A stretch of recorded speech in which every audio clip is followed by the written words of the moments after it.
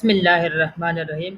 Welcome to my YouTube channel Excel Learners में एक मरतबा फिर से मैं अपने तमाम व्यूवर्स को एक नई वीडियो के साथ वेलकम करना चाहूँगा। तो माइक्रोसॉफ्ट एक्सेल में आज कुछ डिफरेंट आप लोगों के लिए मैं लेकर आया हूँ।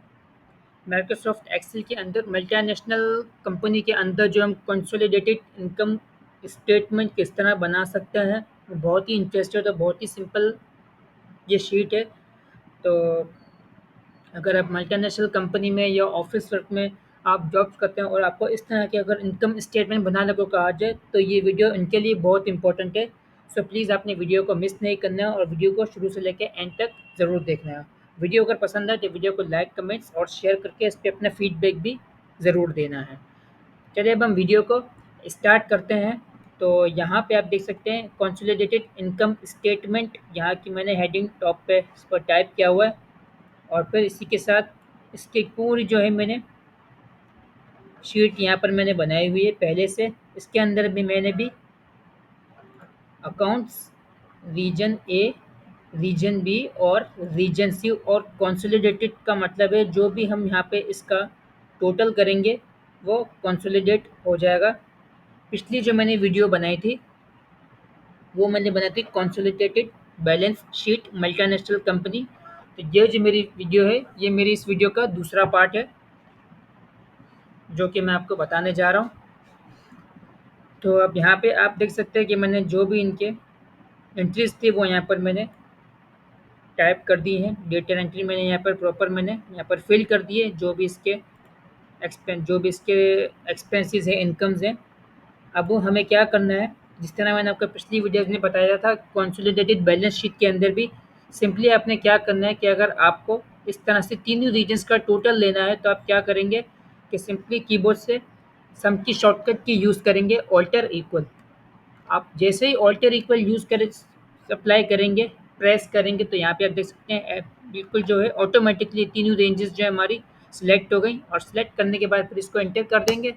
तो आप इंटर करते के साथ ही देख सकते हैं कि इसका टोटल हमें मिल गया है और इसको मैं यहाँ पर इसका टेक्स्ट जो है यहाँ पर इसको वाइट कर देता हूँ ताकि ये क्लियर हो जाए आपको कि ये इसका टोटल है। और नेक्स्ट जो है हमारा यहाँ पर हमने जो इसका रेवेन्यू टोटल किया था, अब यहाँ पर जो है हम कॉस्ट ऑफ गुड्स सोल्ड, जो भी हमने गुड्स सोल्ड की इसकी का कॉस्ट है, तो इसका भी हम इसी तरह से टोटल लेंगे। सिंपली तीनों वैल्यूज़ का सम कर देंगे ऑल्टर इक्वल और देन इंटर कर देंगे। यहाँ पे भी हमने इसको इंटर कर दिया, इसको हमने बोल्ड कर दिया यहाँ पर वाइट करके और यहाँ पे देख सकते हैं कि इसको हमने कॉस्ट ऑफ गुड्स सोल्ड का टोटल हमने ले लिया है।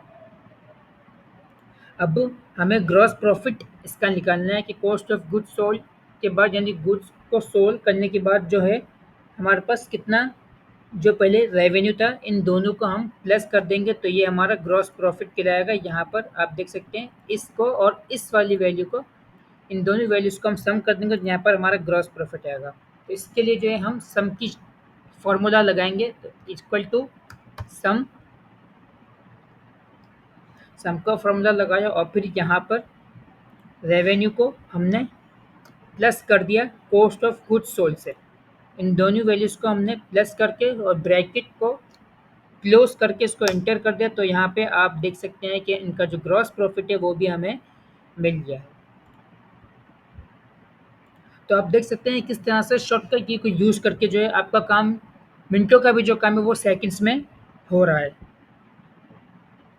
अब नेक्स्ट जो है वो है आपके ऑपरेटिंग एक्सपेंसेस। ऑपरेटिंग एक्सपेंसेस भी इसी तरह से जो है वो टोटल होंगे। किस तरह से कि तीनों वैल्यूज़ को इसको भी आप सम कर देंगे शॉर्टकट की से, सम की तरह से ऑल्टर इक्वल और फिर देन इंटर कर देंगे और इसको भी मैं बोल्ड करके इसको मैं वाइट कर देता हूँ ताकि ये क्लियर हो जाए।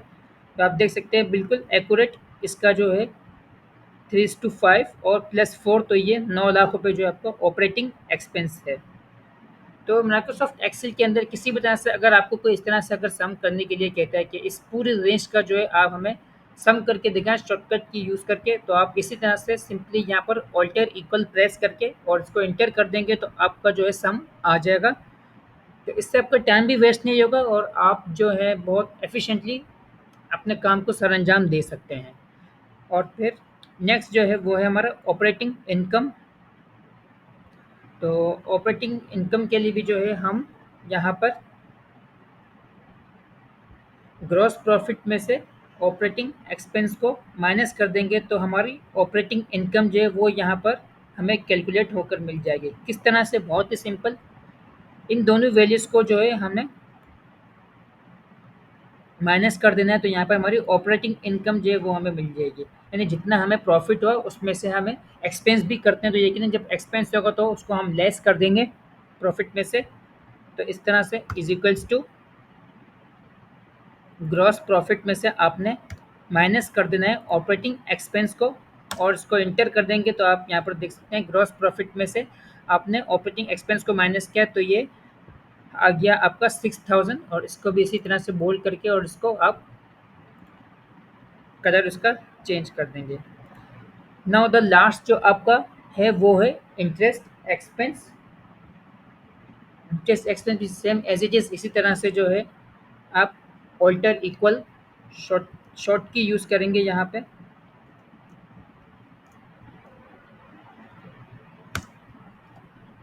ऑल्टर इक्वल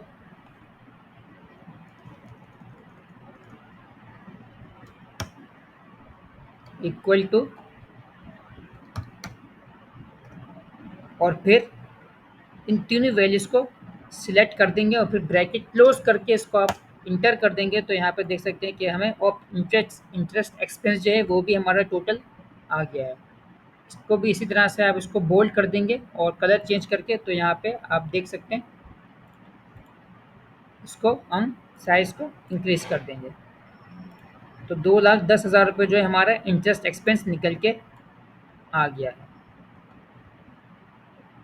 अब नेक्स्ट फाइनल जो है वो हमारी नेट इनकम है, यानी तमाम गुड्स को सोल्व करने के बाद जो हमारा रेवेन्यू था और इस बीच हमने इंटरेस्ट एक्सपेंसेस और ग्रॉस प्रॉफिट हमारा कितना हुआ, इन तमाम को जो है एंड में जो हम नेट इनकम इसकी कैलकुलेट करेंगे कि हमारी नेट इनकम कितनी आई है।